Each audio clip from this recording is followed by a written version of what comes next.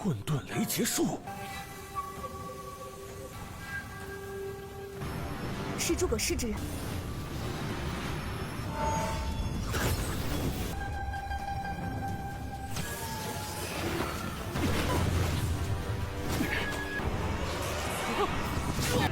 竟敢打扰本座修炼！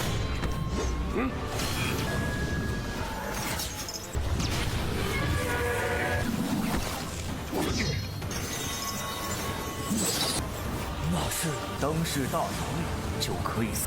他想彻底封印雷池。你真以为本Halo guys, welcome back to KD Universe. Kita melanjutkan Tonghua di Imperial Umbral Realms atau Wanjie Zhezhuan. Udah pada kepo kan dengan kelanjutannya? Nah, di part hari ini kita semua bakal melihat jika leluhurnya sudah menemukan Yunfei, dia pun langsung datang ke pohon guntur kekacauan.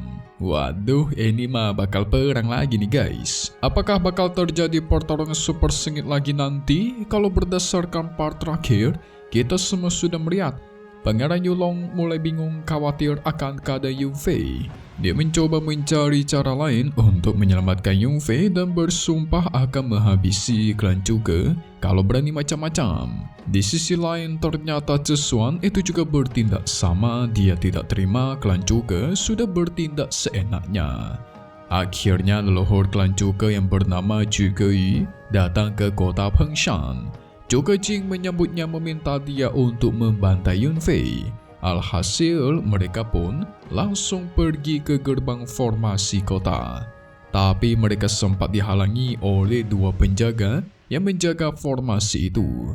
Dengan kejamnya leluhur Zhuge Yi mengancam kedua penjaga itu untuk minggir.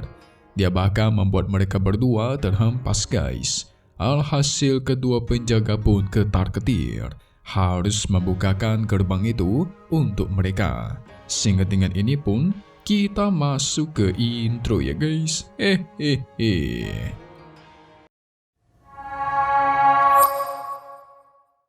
Setelah itu Zhuge Yi dan yang lainnya bergegas masuk ke dalam aula formasi terlarang. Yang ternyata di dalam aula itu ada sebuah bola kristal yang sungguh besar. Zhuge Yi pun membuka formasi itu yang dinamakan juga sebagai formasi jurang tahanan. Dia pengen melihat isi dari jurang tahanan itu. Formasi ini penuh akan orang-orang dari ras asing yang ditangkap dan dipenjarakan. Nah, dijelaskan juga orang-orang dari ras asing ini tidak bisa pergi kemanapun dari formasi ini. Dan formasi ini membuat mereka tidur satu persatu. Zhuge Yi berniat untuk menukarkan salah satu orang dari ras asing untuk ditempati oleh Yunfei. Alhasil dia menggunakan kesadarannya masuk ke dalam jurang tahanan untuk melihat lebih jelas apa yang ada di dalam guys.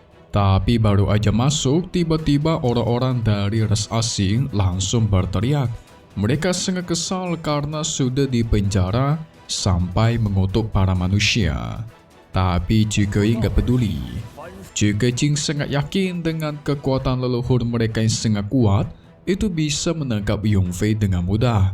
Soalnya leluhur mereka ini pernah menangkap orang-orang dari ras asing di ranah yang sungguh tinggi.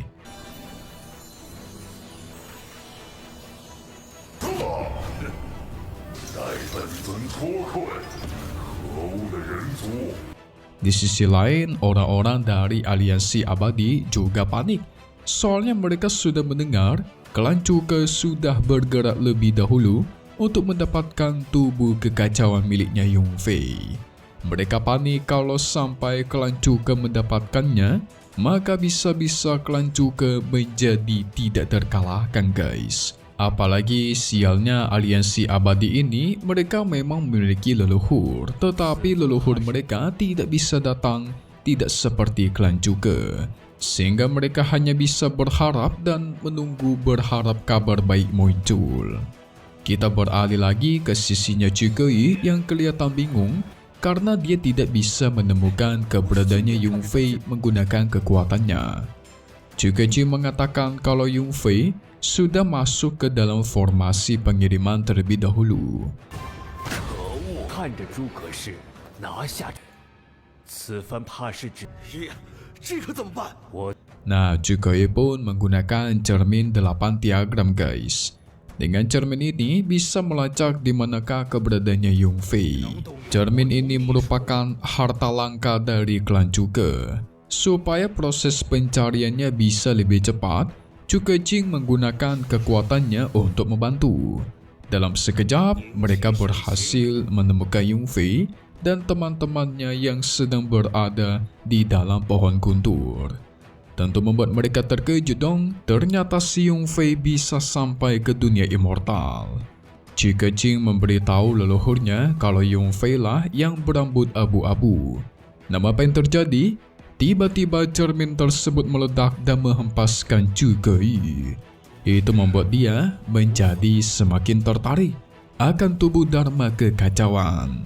Dia tahu jelas itu pasti perbuatan Yung Fei supaya tidak bisa terlacak guys. 是混沌雷劫术。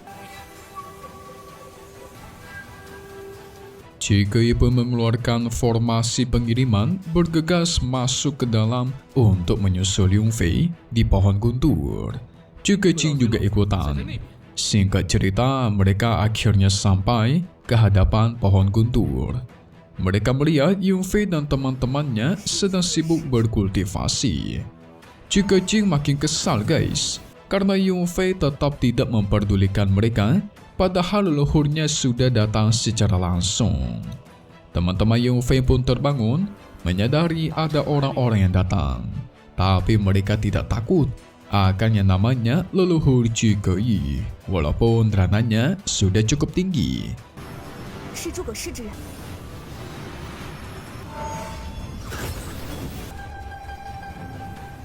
Namun apa yang terjadi? Tiba-tiba muncullah Teng Lei.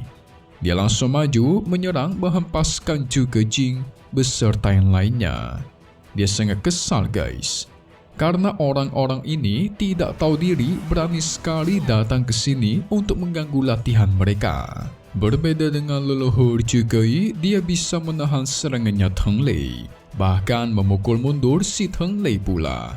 Wah, kuat juga ya dia ini ya guys. Padahal Teng Lei bisa terhitung cukup kuat. Teng Lei pun bertanya siapakah kalian, apa tujuan datang ke sini. Chuge Yi memberikan hormat memperkenalkan dirinya. Dia menjelaskan tujuannya datang itu ingin menangkap Yung Fei. Jelas mendengar itu membuat Teng Lei penasaran dong. Emangnya Yung Fei salah apa dia? Kenapa diincar?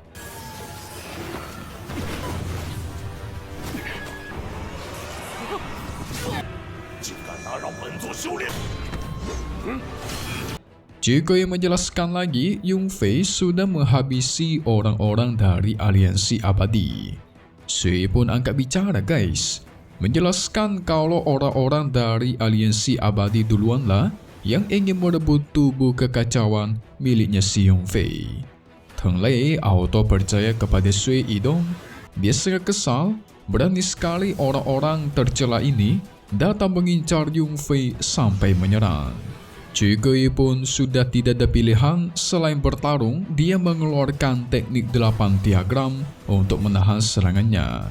Gak cuma itu, dia juga balik menyerang, melesatkan tombak-tombak yang memunculkan seekor naga, membuat Teng Lei cukup kewalahan dan tubuhnya hancur seketika. Jelas itu membuat Teng Lei auto murka dong guys. Tubuh rohnya dihancurkan seperti itu.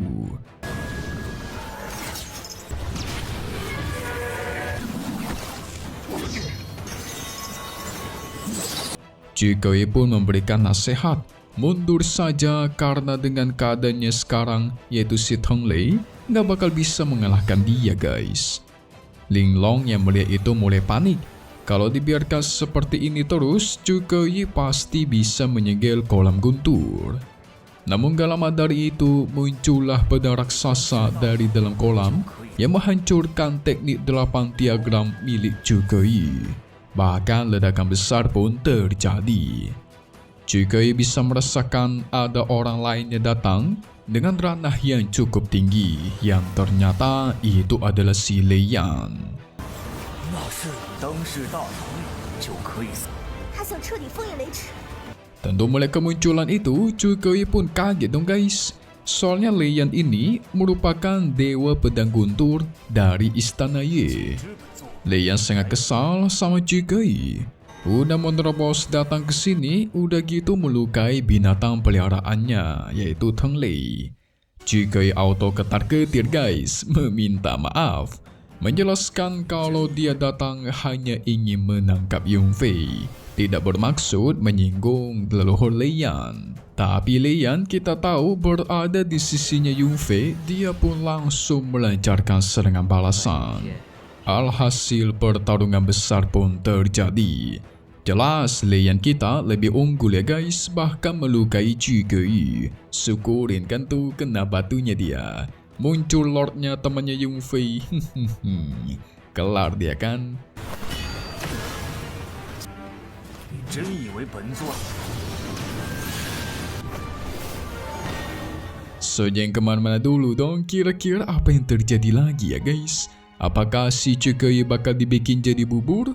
Ataukah digeprek jadi ayam geprek? Maka dari itu kita coba lihat di part 112 yang bakal rilis lagi nanti. Jadi singkatnya, akan ada beberapa orang-orang kuat lagi yang datang ke kota Fengshan.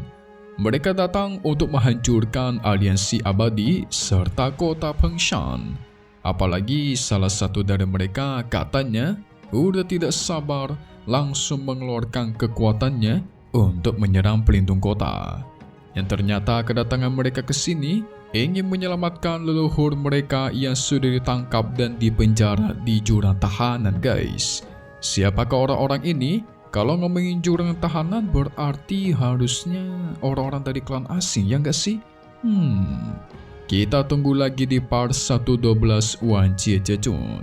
Seru sekali buat tos satu ini. Update lagi secepatnya dan pastinya cuman di sini KD Universe. Thank you buat kalian semua nonton dan selalu support channel Mimin. Semoga kalian semua sehat selalu ya. Mimin pamit undur diri dulu. Kita bakal ketemu lagi di video-video selanjutnya. Oke kalau gitu, see you guys.